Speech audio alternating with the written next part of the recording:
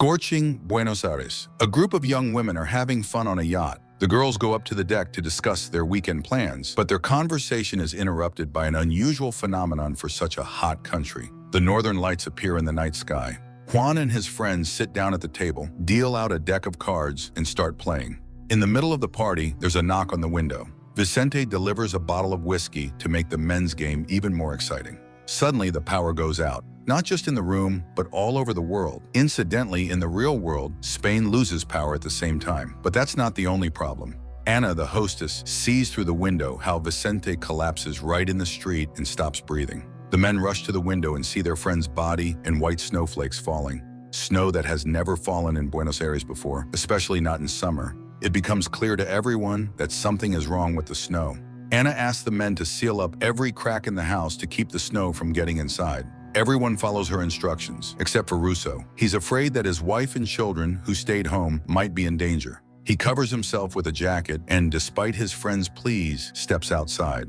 Everyone runs to the window, hoping his plan will work and he'll make it. But Russo collapses to the ground and dies instantly. Tension in the house rises. No one understands what's happening outside or how they're supposed to get back to their homes. Suddenly, a knock at the back door breaks the silence. On the other side is a young woman asking for help, saying she's freezing. It turns out she's a delivery girl who brought the whiskey. Her bike broke down, which is why she got delayed, and she only survived thanks to a waterproof sheet she wrapped herself in. Noticing this, the men decide to take a risk and head to the garage. They take Vicente's keys from his study and try to start the cars to get home, but all the vehicles turn out to be broken. The friends help Juan make a protective suit. They cover his body with waterproof clothing and give him a gas mask. Everyone freezes in fear, watching as Juan steps into the snow. But luck is on his side. The suit protects him, and he signals to his friends that everything is okay. In the house where Juan's ex-wife and daughter live, the snowfall caught everyone off guard too. A building meeting was abruptly interrupted by a car crashing into the glass entrance door. Juan continues his journey through a city where thousands have already died. At some point, he thinks he hears someone whistling, but when he looks back, he realizes the sound is coming from an electrician who had been working on a utility pole at the moment the apocalypse began. Morning comes, but the snow keeps falling. Ana notices that her husband hasn't slept at all, and to cheer him up, she decides to make him some tea. A debate breaks out in the house over water. Everyone is afraid to drink it, worried it may be contaminated by the snow or bacteria from the dead bodies. But the bottled water supply won't last long either. There are only a few liters left in the cabinet, and they need to ration it. Ana realizes they'll need to go to the store, but they'll have to wait for Juan to return and use the gas mask. Meanwhile, Juan hears the whistle again, and this time he sees a person. But the man is too afraid to make contact, so he finds cover to avoid the stranger. While Juan searches for a shortcut, his friends are boarding up the windows back at the house. They fear looters might come and put everyone in danger. As he follows the railroad tracks, Juan finds a train. There are many bodies around it, but one of the cars still has survivors begging for help. Juan starts to panic. He doesn't know what to do for the injured people, pleading not to be left behind. All he can do is hand them a bottle of water and promise to bring help. New problems arise at the house. Due to the power outage, the gas goes out too, and soon the house will begin to freeze. Everyone grows anxious, but Alfredo finds a way to save them. He creates a homemade mask that will allow him to reach a police station and get more gas masks. At last, Juan reaches his ex-wife's building. On the stairs, he finds many bodies. Those who survived are praying and pay no attention to the visitor. In the apartment, Juan meets a stranger, but Elena, his ex-wife, explains that she sent the man. She confesses that Clara is not with her and they must go find her. Elena kicks out the neighbors so she can discuss their daughter's disappearance with Juan. But the others don't care about their family drama. They want to know how Juan managed to walk outside and survive. They report this to Charlie, the group's leader, who is checking other apartments and finds one of the neighbors dead. Juan and Elena argue and blame each other, but Juan urges his ex-wife to calm down and promises to find their daughter. He plans to go to the school and get the address of the friend Clara went to visit. As Juan exits the apartment, a crowd of neighbors surrounds him, eager to know how he survived. Charlie demands that Juan give him the gas mask, but if he does, he won't be able to search for his daughter. Juan is forced to draw a gun to protect himself and his wife. A shootout breaks out in the hallway, and a group of angry people chases Juan to take the gas mask by force. None of his friends agrees to help the fugitives, so they have to run. Juan finds an abandoned apartment, locks the door, and asks Elena to search for waterproof clothing so she can go outside. While Juan and Elena look for anything that might help them survive, Charlie and his people try to break down the door. Juan realizes they might not make it in time, so he gives Elena his gear and tells her to run to the school and find Clara's friend's address. As soon as Elena escapes, the mob breaks in and storms the apartment, but Juan doesn't give up. He puts a plastic bag over his head for protection from the toxic air and breaks a window. The attackers are forced to retreat to avoid dying. This gives Juan a few seconds, and he jumps out the window, but his strength quickly fades. There's not enough oxygen in the bag, and he collapses, risking death from the snow. Juan loses consciousness and thinks his life is over, but when he opens his eyes, he sees his friends and Elena nearby. They manage to escape the house, get more gas masks, and find a working car, just in time to rescue him. The group drives Juan to safety, but none of them notices the fiery meteors falling from the sky to the earth. Juan and Elena are brought back to the house by their friends so they can decide what to do next. Juan asks to take the car so he can go search for his daughter, but Alfredo, the owner of the house, refuses, reminding him that they need to take care of themselves first. Looking out the window, the residents notice a stranger approaching, following the tire tracks left by the car. The men go down to the garage to meet the visitor and find out why he's come. The man in the mask turns out to be Benito, the owner of a hardware store. He tells them that there's another camp not far from here, and the people there need help and supplies. Alfredo once again refuses to assist, but while he's talking to Benito, one of the house residents decides to deceive everyone and steal the car. Unfortunately, the thief doesn't get far. He notices the flaming meteors, and while staring at them, crashes into a store window. Juan and Elena also leave their friends and go to search for their daughter. By now, night is falling and a blizzard begins, so they try to find a car to reach their destination faster. They find a vehicle and try to start it, but just then a looter's car appears nearby and the couple has to hide to avoid being their next victims. This time, Juan and Elena manage to escape, but looting is on the rise across the city. Alfredo watches crowds of raiders rampaging through the streets and fears his home may be next. Juan asks his wife to check the secretary's office and find the address of the friend Clara went to. Meanwhile, he plans to check the garage for a working vehicle.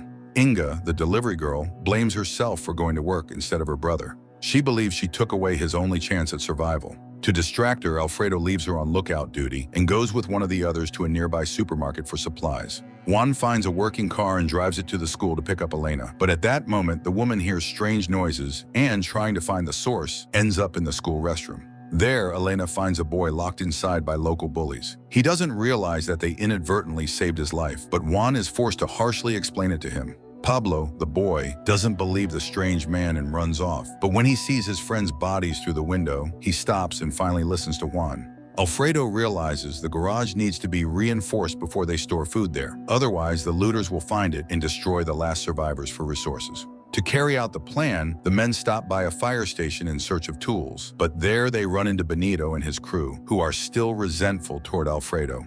Benito tells his old friend that they have a plan to protect the city. If Alfredo wants to be a part of it, he'll have to cooperate and let people into his garage. Elena and Juan arrive at Clara's friend's house, but it turns out Pablo lied. He gave his own address just to get back home. Sadly, his entire family is dead, and Elena has to hold him back so he doesn't join them. Alfredo tells his wife about Benito's plan, and Anna convinces him that joining forces with others is their best option. Moreover, Alfredo manages to contact people from Argentina and learns that the toxic snow isn't limited to their area. It's falling across the entire continent. Elena takes Pablo with her, but the boy develops a fever. Juan has to drive his wife and the boy to a pharmacy to find medicine and save the teen, but another woman shows up. She's in labor. Despite her husband's objections, Elena lets the woman in, and it turns out to be a mistake. Along with her, looters storm the place, steal Juan's car keys, and lock him and Elena inside. Once the looters leave, Juan asks Pablo to unlock the door. The boy doesn't listen to the man, but obeys when Elena asks him. Alfredo climbs onto the roof to adjust the antenna and catch a signal, but when he tries to match the map to the compass, he discovers that none of the compasses work anymore. Juan, Elena, and Pablo escape from the pharmacy and continue their search for Clara. On the way, they spot a car, but when Juan sees a family with a child nearby, he decides not to steal it. The road leads Juan back to the train where he'd previously seen survivors, but this time the train car is empty. The only thing left is a message written on the window.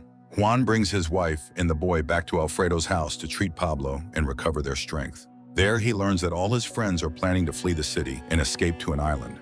Alfredo tells Juan that the Earth's magnetic field has collapsed. He's convinced that it's the end for all of them. And if Clara died in the snow, she might actually be the lucky one. A fight breaks out between the two men, and Juan realizes their paths are about to diverge for good. While they argue, a young couple is enjoying a romantic moment. The boy decides to refill the gas canisters to continue their journey, but he hears a rustle and goes to check it out. In the next second, terror freezes in his eyes as something mysterious destroys him, and then his girlfriend, along with their car. Juan's friends are preparing to leave the city, completely unconcerned with his troubles. Still, Elena decides to help. She remembers there's an old phone book in the trash bin, and they can use it to find Clara's friend's address. At the same time, Alfredo heads to the supermarket for another supply run. He contacts Inga to check on the house and finds out Juan is gone again. He's left to search for his daughter. Ashamed, Alfredo decides to go help his friend. He admits he's not ready to betray a 40-year friendship over a damn snowstorm. On the way, Alfredo explains to Juan why he wanted to escape to the island. In his opinion, if Earth's poles have shut down, there's no hope for survival, but it might still be worth trying to hide on the island. More questions arise when the men discover a pile of abandoned cars under a bridge. They get out to examine the anomaly more closely, but just then, military vehicles appear and order them to leave the restricted area. Juan tells his friend to head back home while he follows the soldiers to learn what's being kept from civilians. But Alfredo's curiosity won't let him go. He decides to stay with Juan. The men tail the military convoy for a while, and Alfredo suggests stepping out to talk to them. But as soon as the soldiers spot their car, they open fire. Escape is difficult. Something even more terrifying appears on the bridge. When Alfredo speeds up to flee, the car flips and lands on its roof. At the same moment, strange creatures appear in the street. They look like giant insects. They attack the soldiers and begin chasing Alfredo and Juan. The men manage to find shelter and now try to figure out how to get back home. Juan decides to scout the area, assess the threat level, and determine their location. They spot a rifle left behind by the soldiers. Now they have a weapon, but when they see a giant bug with a human wrapped in a cocoon, it becomes clear the rifle won't be much use. For some reason, Juan opens fire and kills one of the bugs, but then hundreds more appear, putting the men in danger. Suddenly, someone appears behind them, motioning for Juan and Alfredo to follow him to safety. The strangers throw Molotov cocktails at the insects to buy time. The mysterious man leads the two into a church, but the bugs find their way in too. The newcomers remove their masks, revealing two young men, Jorgito and Mickey. They take Juan and Alfredo to their camp, where several dozen people are hiding. The leader of the group, a nun, brings the men up to the roof and shows them the fiery meteors falling from the sky. It's these burning lights that are bringing the insects to Earth. Realizing this is an alien invasion, Alfredo tries to rush out to return home to his wife, but the nun stops him from opening the door. Night falls, but no one dares to sleep. Everyone fears the insects will break into the church, and Juan fears he'll never find his daughter. In secret, Juan sneaks outside and is horrified by what he sees. Thousands of bugs. He realizes the people inside won't hold out for long and returns to lead them to safety. The group comes up with makeshift protective clothing that will allow them to run to a nearby vehicle. Only one old man chooses to stay behind. He refuses to abandon his frail wife. Under the cover of night, the group leaves the church and tries to move through the streets unnoticed. Their first shelter is an overturned bus. While most hide inside, the men discover a concealed tunnel in the wall that could help them reach the other side. A baby in the bus starts crying, drawing the insects' attention. They surround the bus and prepare to attack, but the man who stayed behind rings the church bell to distract the monsters. As the escapees move through the tunnel, the old man and his wife smoke one last cigarette and give their lives, destroying the church along with the aliens.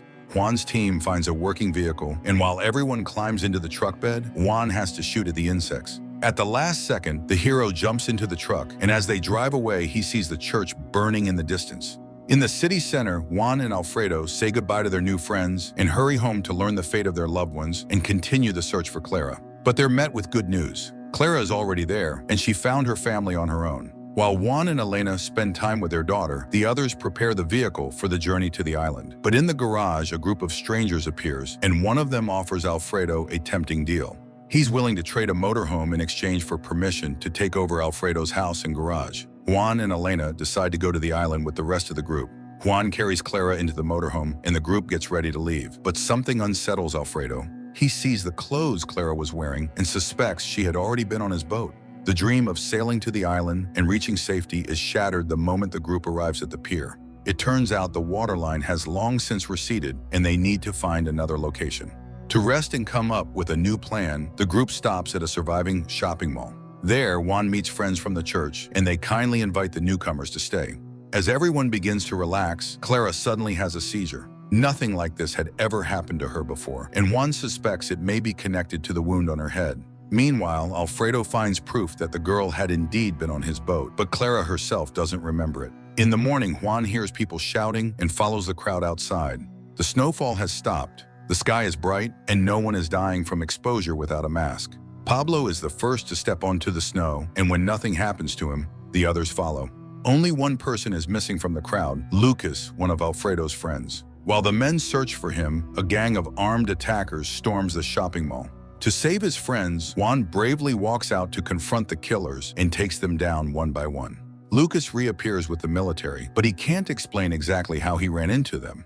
Juan finds this suspicious, but he chooses to trust them and hands over an injured man who was hurt during the shootout. The others leave with the military as well, and upon seeing that the river still holds water, the group regains hope of reaching the island. None of them realize that the city is still crawling with bugs, but not everyone is in danger from them. Juan, like the rest of his friends, now lives on a military base where they're being trained to fight the bugs so the city can return to normal life. One day, the base commander calls Alfredo in and asks him to repair an old radio. It could be their only way to contact the outside world. Even with time, Juan can't stop thinking about the woman who opened fire in the shopping mall. He recognized her by her pendant. Shortly before the catastrophe, they had met by chance in a store, and she hadn't seemed like a criminal at all. More trucks arrive at the military base, bringing in survivors. Alfredo spots his old neighbor, Roberto. He rushes to him, hoping to hear the house survived, but Roberto acts strangely and says that no one else made it out alive. Juan insists they should leave and head to the island, just like they planned. But the others disagree. They believe the base is the only safe place left. That night, two strangers approach Juan and ask him to convince Alfredo to leave the base with them. They plan to hijack a locomotive that could be useful to the military.